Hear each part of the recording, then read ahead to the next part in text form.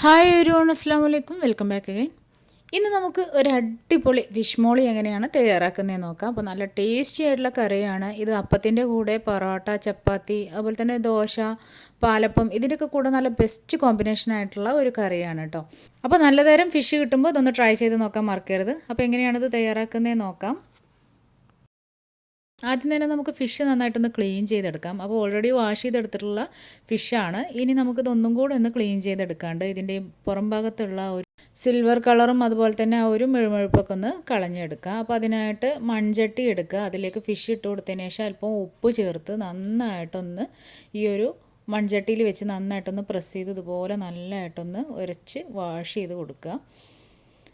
അപ്പോൾ ഞാനിപ്പോൾ ഇവിടെ എടുത്തിട്ടുള്ളത് ജേഷ് എന്ന് പറയുന്ന ഫിഷാണ്. അപ്പോൾ അതൊരു 3 എണ്ണം എടുത്തിട്ടുണ്ട്. അപ്പോൾ നമ്മൾ ഫിഷ് എപ്പോഴും കല്ലുപ്പ് ഇട്ടിട്ട് ഇങ്ങനെ ക്ലീൻ ചെയ്യുന്നതാണ് ഒന്നുകൂടെ നല്ലത് കേട്ടോ. അപ്പോൾ കല്ലുപ്പ് ഇല്ലാത്ത കാരണം ഞാൻ പൊടിയുപ്പ് ചേർത്തു എന്ന് മാത്രം. അപ്പോൾ അത് നന്നായിട്ടൊന്ന് വാഷ് ചെയ്തെടുത്ത് വന്നിട്ടുണ്ട്. അങ്ങനെ ചെയ്തതിന് ശേഷം അപ്പോൾ നല്ലതായിട്ട് ക്ലീൻ ചെയ്ത് കിട്ടും. ഇപ്പോൾ വരഞ്ഞു വെച്ചിട്ടുണ്ട്. ഇനി മസാലയ്ക്ക് വേണ്ടിയിട്ട് ഞാനിവിടെ എടുക്കുന്നത് ഒരു 1/4 ടീസ്പൂൺ കുരുമുളക് പൊടി, ഒരു 3/4 ടീസ്പൂൺ മഞ്ഞൾപ്പൊടി, ആവശ്യത്തിന് ഉപ്പ്, ഒരു ലെമണിൻ്റെ ഹാഫ് പീസ് എടുത്തിട്ട് അതിൻ്റെ ജ്യൂസും കൂടെ എടുത്തിട്ടുണ്ട്. ഇത് നന്നായിട്ട് മിക്സ് ചെയ്തെടുത്തതിന് ശേഷം നമുക്ക് ഈ ഒരു ഫിഷിലേക്ക് ഇത് നന്നായിട്ട് തേച്ച് പിടിപ്പിക്കാം.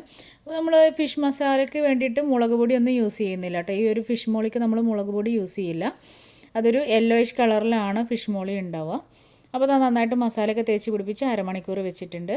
ഇനി നമുക്കിത് ഫ്രൈ ചെയ്തെടുക്കാം. അപ്പോൾ അരമണിക്കൂറെങ്കിലും മിനിമം വെച്ചിരിക്കണം. അതിൽ കൂടുതൽ വെക്കുകയാണെന്നുണ്ടെങ്കിൽ ഫ്രിഡ്ജിൽ വെക്കുക കേട്ടോ. അപ്പോൾ 2 സൈഡും നമുക്കിതൊന്ന് ഫ്രൈ ചെയ്തെടുക്കാം. ഇനി ഇതിൻ്റെ മസാലയ്ക്ക് വേണ്ടിയിട്ടുള്ള കാര്യങ്ങൾ നമുക്ക് തയ്യാറാക്കിയെടുക്കാം. അപ്പോൾ അതിനായിട്ട് ഇവിടെ വലിയൊരു തക്കാളി എടുത്തിട്ടുണ്ട്. പിന്നെ 2 പച്ചമുളക് ആവശ്യമുണ്ട്. നമ്മളിവിടെ എരിവിന് വേണ്ടിയിട്ട് പച്ചമുളകും കുരുമുളക് പൊടിയാണ് ചേർക്കുന്നത്. പിന്നെ ഒരു ഇഞ്ചിയുടെ കഷ്ണം വേണം. ഇത്രയും വേണ്ട, ചെറിയൊരു കഷ്ണം അതിൽ നിന്ന് എടുക്കുന്നുള്ളൂ കേട്ടോ. പിന്നെ വെളുത്തുള്ളി ഒരു 8 അല്ലി, പിന്നെ ഈ 2 വലിയ സവാള. അപ്പോൾ ഇതെല്ലാം ഞാൻ അരിഞ്ഞ് റെഡിയാക്കിയിട്ടുണ്ട്. ഒരു തക്കാളി കൊണ്ട് തന്നെ 3 എണ്ണം പീസാക്കിയിട്ട് വട്ടത്തിൽ അരിഞ്ഞിട്ടുണ്ട്. ബാക്കി കുഞ്ഞായി അരിഞ്ഞെടുത്തിട്ടുണ്ട്. അപ്പോൾ ഇഞ്ചി ഒരു ചെറിയ കഷ്ണം, ഒരു ഇഞ്ച് വലുപ്പത്തിലുള്ള കഷ്ണം എടുത്തിട്ട് അതിങ്ങനെ നീളത്തിൽ അരിഞ്ഞു കൊടുത്തിട്ടുണ്ട് കേട്ടോ. പിന്നെ 8 അല്ലി വെളുത്തുള്ളി അരിഞ്ഞു വെച്ചിട്ടുണ്ട്. 2 വലിയ സവാള കൊത്തി അരിഞ്ഞും വെച്ചിട്ടുണ്ട്. അപ്പോൾ ആ സമയം കൊണ്ട് ഫിഷ് ഒരു സൈഡ് ഫ്രൈ ആയിട്ടുണ്ട്. അതൊക്കെ ഞാനൊന്ന് തിരിച്ചിട്ട് കൊടുക്കുന്നുണ്ട്. അപ്പോൾ ഇതും കൂടെ ഫ്രൈ ആയതിന് ശേഷം നമുക്ക് ഈ ഓയിലിൽ തന്നെയാണ് കുക്ക് ചെയ്തെടുക്കാനുള്ളത്. അപ്പോൾ മൺചട്ടി ചൂടായിട്ടുണ്ട്. ഇതിലേക്ക് നമുക്ക് ഫിഷ് ഫ്രൈ ചെയ്തിട്ടുള്ള ഓയിൽ ഇതിലേക്ക് ഒഴിച്ചു കൊടുക്കാം. ഏലക്കായ, ഒരു ചെറിയ കഷ്ണം പട്ട, ഒരു 6 ഗ്രാമ്പു ഇവ ഇട്ട് കൊടുത്ത് ഒന്ന് മൂത്ത് വരുന്ന സമയത്ത് അതിലേക്ക് നമ്മുടെ ഇഞ്ചി, വെളുത്തുള്ളി, പച്ചമുളക് ഇവയെല്ലാം അരിഞ്ഞത് ഇതിലേക്ക് ചേർത്ത് കൊടുത്തിട്ടുണ്ട്. അപ്പോൾ മൂത്ത് വരുന്ന സമയത്ത് ഇതിലേക്ക് നമ്മൾ നേരത്തെ കൊത്തി അരിഞ്ഞ് വെച്ചിട്ടുള്ള സവാള ചേർത്ത് കൊടുക്കുക. അതും കൂടെ ചേർത്തിട്ട് നന്നായിട്ടൊന്ന് വഴറ്റി കൊടുക്കുക. ഈ സമയത്ത് ആവശ്യത്തിന് ഉപ്പും കൂടെ ചേർത്ത് കൊടുക്കുക. അങ്ങനെയാണെന്നുണ്ടെങ്കിൽ നമ്മുടെ ആ ഒരു സവാളയൊക്കെ നന്നായിട്ടൊന്ന് വഴന്ന് കിട്ടും. അപ്പോൾ നന്നായിട്ട് തന്നെ വഴന്ന് നല്ല സോഫ്റ്റായിട്ട് വരണം. എന്നിട്ട് വേണം നമുക്ക് പൊടികൾ ചേർത്ത് കൊടുക്കാൻ വേണ്ടിയിട്ട്. ഇനി ഇതിലേക്ക് ഞാൻ 1 ടീസ്പൂൺ മല്ലിപ്പൊടിയും, ഒരു 3/4 ടീസ്പൂൺ കുരുമുളക് പൊടിയും, ഒരു 1/4 ടീസ്പൂണോളം മഞ്ഞൾപ്പൊടിയും കൂടെ ചേർത്ത് കൊടുത്തിട്ടുണ്ട്. മഞ്ഞൾപ്പൊടി ഓപ്ഷനിലാണ്, ആവശ്യമാണെന്നുണ്ടെങ്കിൽ ചേർത്ത് കൊടുക്കുക കേട്ടോ. ഒന്നും കൂടെ കളർ കിട്ടാൻ വേണ്ടി ചേർത്തതാണ്. പിന്നെ നേരത്തെ നമ്മൾ ഒരു ടൊമാറ്റോയിൽ നിന്ന് 3 പീസ് അരിഞ്ഞ് വെച്ചിട്ട് വട്ടത്തിൽ അരിഞ്ഞെടുത്തിട്ട് അതിന് ബാക്കി പീസ് കുഞ്ഞായി അരിഞ്ഞതാണ് ഇതിലേക്ക് ചേർത്ത് കൊടുത്തിട്ടുള്ളത് കേട്ടോ. അത്രയും ടൊമാറ്റോ മതി. ടൊമാറ്റോ അധികം ഈ ഒരു കറിയിലേക്ക് വേണ്ട. അപ്പോൾ അതും കൂടെ ചേർത്ത് നന്നായിട്ടൊന്ന് വഴറ്റി അതിലേക്ക് അല്പം കറിവേപ്പില കൂടെ ഇട്ട് കൊടുക്കുന്നുണ്ട്. എന്നിട്ട് നന്നായിട്ടൊന്ന് മിക്സ് ചെയ്ത് കൊടുത്തതിന് ശേഷം നമുക്കിതിലേക്ക് തേങ്ങയുടെ 2ാം പാല് 1/2 കപ്പ് ചേർത്ത് കൊടുക്കുക. അതും കൂടെ ചേർത്ത് നന്നായിട്ടൊന്ന് മിക്സ് ചെയ്ത് കൊടുക്കുക.